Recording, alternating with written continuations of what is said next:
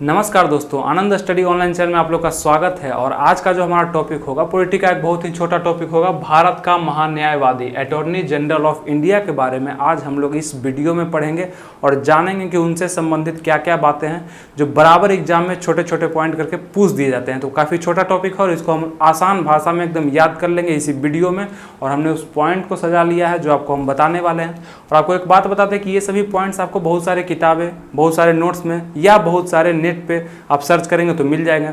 लेकिन हम लोग का जो उद्देश्य होता है वो क्या होता है, आसान भाषा में किसी भी बात को समझना, किसी भी पॉइंट्स को आसान भाषा में समझ के दिमाग में उतार लेना और याद कर लेना, ये उद्देश्य होता है। तो आज हम लोग समझेंगे इनसे संबंधित सभी बातों को जो एग्जाम में पूछे जाते हैं। खास करके हम लोग का मेन व्यू एग्जाम के दृष्टि को याद रखना भी होता है।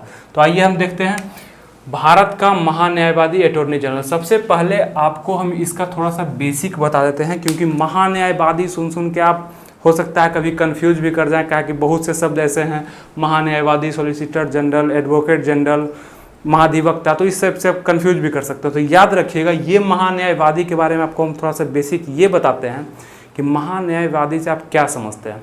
तो ये समझिएगा कि ये भारत का प्रथम विधि अधिकारी होता है। किसका? भारत सरकार का। और कानूनी सलाहकार भी होता है। कानूनी सलाहकार कहने का अर्थ है कि सरकार को अगर किसी भी तौर पे कानूनी सलाह की ज़रूरत होती है तो ये महान्यायवादी देते हैं। और भी नॉर्मल तरीकों में आप समझिए कि इसको आप भारत सरकार का वकील भी बोल सकते हैं। वकील क्यों बोलेंगे?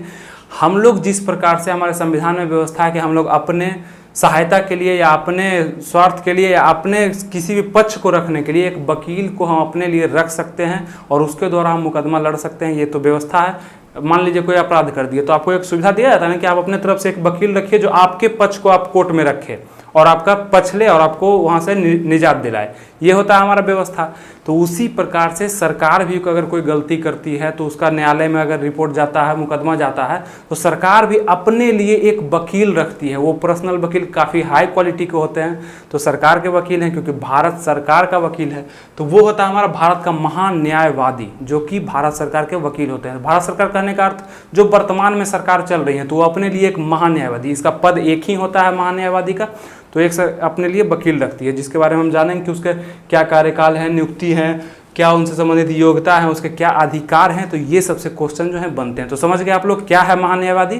तो एक सरकार का एक वकील कह सकते हैं आप इसको, जो कि सरकार का कानूनी सलाहकार होता है। और समझते हैं उसको हम बहुत ही आसान तरीकों में। तो बने रहिएगा इस वीडियो में। इस वीडियो को देखने के बाद इससे संबंधित आपके किसी भी प्रश्न पर कोई कन्फ्यूजन नहीं रहने वाला। तो देखिए इस वीडियो को। चलिए शुरू करते हैं। यहाँ पे ध्यान दीजिएगा, आज हम लोग पढ़ेंगे भारत का महान्यायवादी। शब्द को ध्यान रखिएगा और इंग्लिश में इसको अटॉर्नी जनरल ये भी ध्यान रखिएगा, क्योंकि कभी कभी हिंदी में ये शब्द दे दिए जाते हैं एग्जाम में। अटॉर्नी जनरल हिंदी में लिख के दे देगा, तो दोनों शब्द को याद रखिएगा। सबसे पहले हम देख लें कि ये महान्यायवादी शब्द जो है संवैधानिक है। तो संविधान में कहीं ना कहीं इसका चर्चा होगा, तो उसको सबसे पहले हम देखते हैं कि संविधान के अनुच्छेद 76, ये तो एकदम आप लोग को याद ही रखना है कि अनुच्छेद 76 में इसका चर्चा है कि भारत में एक संवैधानिक पद महान्यायवादी का पद होगा, जिसका चर्चा 76 आर्टिकल में किया गया है। तो उसके पद की चर्चा कहाँ है? ये महान्यायवादी के पद की चर्चा 76 में। इसको याद भी रख सकते हैं आप। एक ट्रिक से हम इसको याद रखते हैं, अगर आप ए लिखते हैं, ठीक है, ए और जी, ठीक है, जी, तो ध्यान दीजिए ए जी मतलब अटॉर्नी जनरल। तो ए को अगर आप यहाँ से मिटा देते हैं तो ये 7 हो गया, और जी को अगर आप यहाँ से मिटा देते हैं तो ये 6 हो गया, तो 76 हो गया। इस तरह से हम इसको याद रखें और काफ़ी दिन से हमको याद रह गया, तो आप लोग को भी याद हो जाएगा। ए जी लिख करके ऐसे मिटा दीजिएगा तो 76, काफ़ी ईजी है, कोई दिक्कत नहीं है। तो संविधान के अनुच्छेद 76 में इसका चर्चा है। और देखते हैं कि ये भारत सरकार का प्रथम विधि अधिकारी होता है। आपको बताया हम कि भारत सरकार का, कौन सरकार? जो है वर्तमान में हमारे देश में सेवा दे रही है, हम लोग का सुरक्षा कर रही है, जैसे अभी तो बीजेपी का सरकार है, तो वो अपने लिए एक विधि अधिकारी, अपने विधि के लिए, क्योंकि आपको पता है कि हमारे नेता मंत्री कितने पढ़े लिखे होते हैं और कितने उन्हें कानून का जानकारी होता है, ये चीज़ आप लोग भली भांति जानते होंगे। तो इसलिए उनको ज़रूरत पड़ती है किसी के कानून संबंधी जानकारी की, या उन पे कोई मुकदमा चल रहा है, बार बार विपक्षी दल जो है उनके लिए कोई ना कोई मुकदमा लेके आ जाते हैं और केस कर देते हैं। तो ये सब चीज़ समझने के लिए सरकार को कोई सलाहकार चाहिए ना, कि बताओ हमको कि क्या वो कर रहा है, क्या बोला मेरे बारे में, क्या मुकदमा चला है, समझाओ हमको किस तरह से हम उसको जीत हासिल कर सकते हैं। तो एक वकील के तौर पर काम कर रहे हैं। तो सरकार का वकील, या कह सकते हैं कि सरकार का प्रथम विधि अधिकारी कौन होता है, तो महान्यायवादी होता है। महान्यायवादी सरकार का प्रथम विधि अधिकारी होता है, ये चीज़ याद रखिएगा। और फिर मुख्य कानूनी सलाहकार भी होता है। तो ध्यान, दोनों एक ही बात है। कानूनी सलाहकार, कानून के बारे में जितनी भी सहायता या सलाह देनी है तो वो कौन करता है, भारत का महान्यायवादी होता है। इसकी संख्या 1 होती है, जो कि ये दोनों काम आप इसका याद रखिएगा। अब आइए हम समझते हैं कि ये जो महान्यायवादी होते हैं इसकी नियुक्ति होती है। यही तो ध्यान रखना है कि इसकी नियुक्ति होती है, क्योंकि देखिए निर्वाचन किसका होता है, तो निर्वाचन में क्या होता है, चुनाव होते हैं, लेकिन नियुक्ति में एक को उठा करके सरकार के अपने मन से उसको नियुक्त कर दिया जाता है उस पद पे। तो भारत का जो महान्यायवादी है उसकी नियुक्ति होती है, इस बात को आप ध्यान रखिएगा। और इसकी नियुक्ति कैसे होती है, तो मंत्री परिषद की सलाह से। देखिए भारत में तो कोई काम जो होता है मंत्री परिषद के ही सलाह से होता है। करते राष्ट्रपति हैं, सिग्नेचर राष्ट्रपति का होता है, नाम राष्ट्रपति का होता है, लेकिन सलाह किसका रहता है, मंत्री परिषद का, क्योंकि राष्ट्रपति बनाए भी उसी तरीके से जाते हैं। तो यहाँ ध्यान दीजिएगा कि मंत्री परिषद की सलाह से राष्ट्रपति द्वारा इसकी नियुक्ति की जाती है, नियुक्त कर दिया जाता है। मंत्री परिषद का सलाह होता है कि एक व्यक्ति ना, ये हमको अच्छा लग रहा है, ये मेरा कानूनी सलाहकार, इसको नियुक्त कर दीजिए। तो राष्ट्रपति के पास जाके वो उनको नियुक्त कर देते हैं। ठीक है, यहाँ पे देखिएगा, ये तो बात समझ गए, नियुक्ति किसके द्वारा होती है, महान्यायवादी के, राष्ट्रपति के द्वारा। कार्यकाल अब देख लेते हैं कि इसका कार्यकाल क्या होता है। सबसे पहले ध्यान रखिएगा कि महान्यायवादी का कोई कार्यकाल निश्चित किया ही नहीं गया है संविधान में कि इनका कार्यकाल 5 वर्षों का, 10 वर्षों का, 15 वर्ष, कोई लिमिटेशन नहीं है। ये प्रसाद पर्यंत रहते हैं, मतलब राष्ट्रपति नियुक्त किए हैं तो राष्ट्रपति जब तक चाहेंगे तब तक ये पद पे बने रहेंगे, यानी मंत्री परिषद जब तक चाहेंगे तब तक वो पद पे बने रहेंगे, क्योंकि मंत्री परिषद के सहायता से ये आए हैं। तो मंत्री परिषद को जब ऐसा लगेगा कि नहीं, ये कानूनी सलाहकार, ये मेरा जो वकील है वो मेरे लिए अच्छा से काम नहीं कर रहा है, इसके अलावा एक और हम देखे हुए हैं जो बहुत अच्छा काम करेगा, तो हो सकता है उनके हटा दिया जाता है, कोई सुविधा नहीं, बस प्रसाद पर्यंत। ये प्रसाद पर्यंत का आप लोग अर्थ जानते भी होंगे, अगर नहीं जानते हैं तो यही होता है कि मन पर, अपने मन पर, इसका अर्थ होता है मन पर, कि जब मन करेगा हम तुमको हटा सकते हैं, हमको लगेगा कि तुम मेरे लिए ठीक नहीं है तो हम तुमको हटा सकते हैं। और किसके द्वारा, राष्ट्रपति के द्वारा ही वो हट सकते हैं। ठीक है, तो वो फिर दूसरा चुन लेंगे, अगर होगा तो दूसरा, तो इन्हीं को रखते हैं। इसलिए कोई कार्यकाल फिक्स नहीं है। ठीक है, ये ध्यान रखिएगा, एग्जाम में प्रश्न अगर आएंगे तो 4 कार्यकाल दे देंगे, हो सकता है कि कब तक कार्यकाल होता है, पूछ देगा 5 वर्ष, 10 वर्ष, 15 वर्ष, इनमें से कोई नहीं। या दे सकता है कि राष्ट्रपति के प्रसाद पर्यंत, तो कौन होगा आंसर, प्रसाद पर्यंत, मन पर, राष्ट्रपति के मन पर। चलिए अब आगे देखते हैं कि ये और किस तरीकों से हट सकते हैं। एक तो प्रसाद पर्यंत पर हट सकते हैं, ठीक है, और क्या तरीका हो सकता है, जब ये खुद से त्याग पत्र दे दें, अपने आप से ये रिजाइन लेटर दे दे सरकार को कि नहीं हम काम नहीं करेंगे, हमसे काम नहीं हो रहा है, या हम काम करना नहीं चाहते हैं, तो ये त्याग पत्र दे सकते हैं। किसको, राष्ट्रपति को दे सकते हैं, क्योंकि नियुक्त इनको राष्ट्रपति करते हैं, तो त्याग पत्र भी ये राष्ट्रपति को ही संबोधित करते हैं। तो यहाँ समझ गए कि राष्ट्रपति को ये संबोधित करते हैं, उससे हट सकते हैं। या एक तरीका और है इनको हटाने का कि मंत्री परिषद के सलाह पर राष्ट्रपति द्वारा हटाया जा सकता है। ये तो आपको हम बता ही दिए कि मंत्री परिषद के सलाह पर राष्ट्रपति के द्वारा इनको हटाया जा सकता है। तो ये 2 तरीका जो है वो इनको हटाने का है कि राष्ट्रपति के प्रसाद पर्यंत पर आते हैं और राष्ट्रपति के द्वारा ही हटा दिए जाते हैं सलाह पर मंत्री परिषद को। तो यहाँ तक आप लोग को समझने में कोई दिक्कत नहीं हुआ होगा, काफ़ी आसान तरीकों से आप लोग समझ गए, कोई बड़ा हार्ड चीज़ नहीं है, बस आप लोग ध्यान से देखते रहिए, सब चीज़ समझ में आएगा। तो ये समझ गए आप लोग। अब आइए योग्यता की बात करते हैं कि किस योग्य अगर कोई महान्यायवादी होगा तो उसको चयन किया जा सकता है मंत्री परिषद द्वारा सलाह से। ऐसे क्या योग्यता उनमें होनी चाहिए, क्या क्या होनी चाहिए, अगर आप में वो योग्यता है तो आप भी महान्यायवादी बन सकते हैं सरकार के। तो योग्यता देख लीजिए उसका। सबसे पहले ये योग्यता जो है संविधान में दिया गया है कि इस लेवल की योग्यता होनी चाहिए। देखिए, सुप्रीम कोर्ट, सर्वोच्च न्यायालय के न्यायाधीश बनने योग्य हों। सर्वोच्च न्यायालय, सुप्रीम कोर्ट का अगर आप न्यायाधीश बनने योग्य हैं, मतलब उनके न्यायाधीश की जो जो योग्यता है अगर वही सेम योग्यता आप में भी है, तब आप जो है महान्यायवादी के लिए नियुक्त हो सकते हैं। तो ये भी हो सकता है कि सुप्रीम कोर्ट के जो न्यायाधीश हैं उनको भी महान्यायवादी के लिए बना सकता है, या जो रिटायर हो चुके हैं मुख्य न्यायाधीश से या न्यायाधीश से, उनको भी जो है महान्यायवादी पद के लिए नियुक्त किया जा सकता है। तो ये चीज़ ध्यान रख लीजिए, आप समझिएगा, किसी भी बात को समझने का ज़्यादा प्रयास करिएगा। लिखा हुआ बार बार बोल रहे हैं कि सब जगह मिलेगा आपको।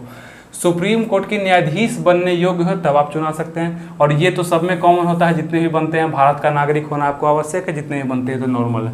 लेकिन अब आप लोग बोलेंगे कि सुप्रीम कोर्ट का न्यायाधीश बनने के लिए क्या क्या योग्यता चाहिए, क्योंकि हम तो बोल दिए कि न्यायाधीश बनने योग्य हो तब वो जो है महान्यायवादी का पद ग्रहण कर सकते हैं, ये नियुक्त कर दिए जा सकते हैं। लेकिन क्या क्या है सुप्रीम कोर्ट के न्यायाधीश बनने के लिए क्या योग्यता है। तो यहाँ ध्यान दीजिएगा, ये पॉइंट जो है, हाई कोर्ट का जज अगर आप 5 साल तक रह चुके हैं, कम से कम 5 साल या उससे ज़्यादा, आप किसी हाई कोर्ट, हम सुप्रीम कोर्ट नहीं बोल रहे, हाई कोर्ट का जज आप अगर 5 साल या उससे ज़्यादा रह लिए हैं, तब आप जो है यहाँ के सुप्रीम कोर्ट के न्यायाधीश बनने योग्य हैं। तब आप जो है महान न्यायवादी भी बन सकते हैं। लेकिन क्या समझे कि हाई कोर्ट का 5 साल अगर आपके पास एक्सपीरियंस है जज का, या दूसरा बात कि हाई कोर्ट का वकील का अगर 10 साल, जज रहेंगे तो 5 साल, अगर आप वकील रहे हैं तो कम से कम 10 साल का अगर एक्सपीरियंस है आपका हाई कोर्ट में वकालत का, तब आप जो है सुप्रीम कोर्ट का न्यायाधीश बनने योग्य हैं। तो ये चीज़ समझ गए, और यही दोनों योग्यता अगर आपके पास है तो आप महान्यायवादी बनने भी योग्य हैं। आराम से समझ गए।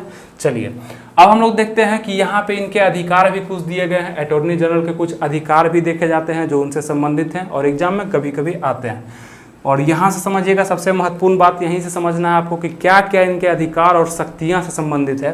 संसद के किसी सदन में भाग ले सकते हैं तथा बोल सकते हैं। अब देखिए, महान्यायवादी का काम क्या है? विधि अधिकारी हैं, कानूनी सलाहकार हैं आप किसके? भारत के। लेकिन इनको विशेष अधिकार क्या दिया गया है कि संसद, यानी हमारा जो संसद है, भारत का जो संसद है, उसमें लोकसभा या राज्यसभा, किसी भी सदन में बैठक में वो भाग ले सकते हैं, बोल सकते हैं, किसी भी समिति में वो भाग ले सकते हैं, बोल सकते हैं। तो इस चीज़ का अधिकार भारत के महान्यायवादी को ऑटोमेटिक प्राप्त हो जाता है, जो अनुच्छेद 88 के द्वारा प्राप्त होता है। यहाँ लिखा गया है कि भारत का न्यायवादी और भारत के संसद के किसी सदस्य को बैठक में भाग लेना, तो ये चीज़ अनुच्छेद 88 में। तो 2 अनुच्छेद खास करके याद रखिएगा। मेन रूप से तो आपको ये याद रखना ही है 76, इसका ट्रिक भी बता दिए।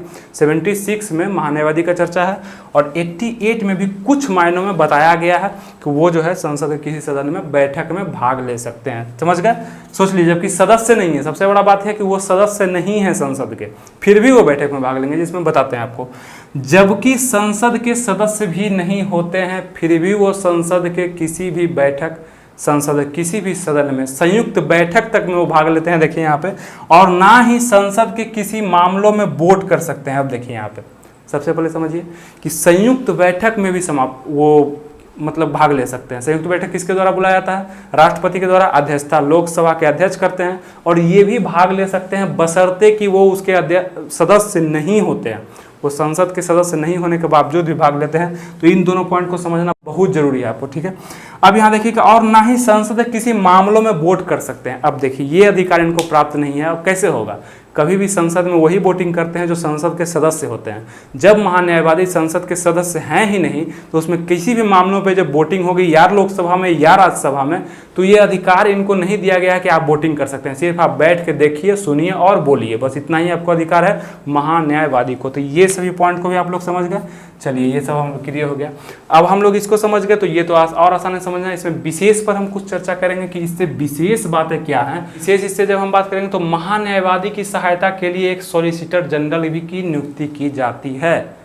अब देखिए, यहाँ आप लोग को याद नहीं करना है, समझ लीजिए सिर्फ सॉलिसिटर जनरल का नाम आया, ठीक है। तो ये क्या होते हैं? ये महान्यायवादी उतने ज़्यादा काम होते हैं, भारत सरकार के पास बहुत से ऐसे कानूनी काम हो या विधि से संबंधित बहुत सारे ऐसे काम होते हैं, तो सब का निपटारा करना अकेले महान्यायवादी के लिए संभव नहीं हो पाता है। इसलिए वो अपने सहायता के लिए एक सॉलिसिटर जनरल, जो कि खास करके मंत्री परिषद द्वारा ही चुना जाता है और राष्ट्रपति द्वारा ही नियुक्त किया जाता है, लेकिन सॉलिसिटर जनरल का वो प्रयोग करते हैं अपने लिए। अपने मतलब असिस्टेंट एक होता है ना, सहायता के लिए सॉलिसिटर जनरल को रखते हैं। और इसके अलावा सॉलिसिटर जनरल जो है 2 अतिरिक्त सॉलिसिटर जनरल को रखता है। तो उतना जानना जरूरी नहीं है आपको। सॉलिसिटर जनरल रखते हैं, जो कि ये संवैधानिक पद नहीं है, संविधान में इसका कोई चर्चा नहीं है, बस ये अपने सहायता के लिए रखते हैं। इनको कुछ हेल्प होता है, काम कुछ हल्का हो जाता है। तो इस तरह से आप सभी में व्यवस्था देखते हैं, सब अपने नीचे एक असिस्टेंट को रखते हैं, तो ये भी एक रखते हैं। तो ये चीज़ समझिए आप, सॉलिसिटर जनरल किसके अंडर में रहता है? तो महान्यायवादी के असिस्टेंट में रहता है, सहायक में रहता है। अब देखिए कि महान्यायवादी अपनी शक्तियों का प्रयोग सरकार के हित के लिए कर सकते हैं। यही तो सबसे बड़ा पॉइंट है, यही तो आपको समझना है कि ये जो महान्यायवादी है ये आपके लिए नहीं होता, ये आपके हित में कुछ नहीं बोलेगा। अगर आप सरकार के विरुद्ध हैं तो महान्यायवादी आपका नहीं है।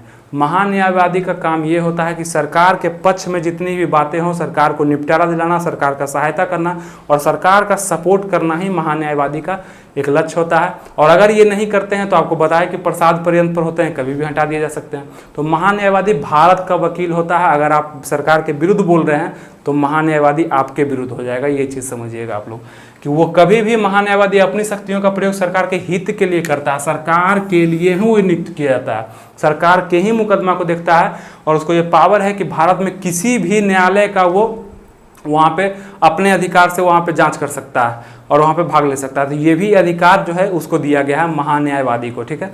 किसी भी न्यायालय में कहीं भी वो जा सकता है, ऊपर से लेकर नीचे तक का है कि सबसे बड़ा विधि अधिकारी होता है, कानून अधिकारी होता है। हम लोग का अंतिम बिंदु जो देखते हैं वो है हमारा भारत का प्रथम महान्यायवादी कौन थे। तो यहाँ पे नाम आता है MC शीतलबाड़ का, जो कि 13 वर्षों का शासनकाल इनका रहा था और सबसे लंबा शासनकाल महान्यायवादी के तौर पर MC शीतलबाड़ का देखा जाता है। तो आप सोचेंगे कि अब 13 वर्ष बता रहे हैं इसका कार्यकाल, तो ये प्रसाद पर्यंत पे रहते हैं, मतलब राष्ट्रपति के मन पर रहते हैं। हो सकता है मंत्रिपरिषद का मन रहा होगा 13 साल तक रखने का, 13 साल तक रखे, 26 मन करता 26 तक रखते और 26 दिन भी रह सकते। तो ये निर्भर करता है इनके मन पे, प्रसाद पर्यंत रहते हैं। तो यहाँ पे MC शीतलबाड़ जो 13 वर्ष तक इनका कार्यकाल रहा था, सबसे बड़ा 1950 से लेकर 1963 तक रहे थे।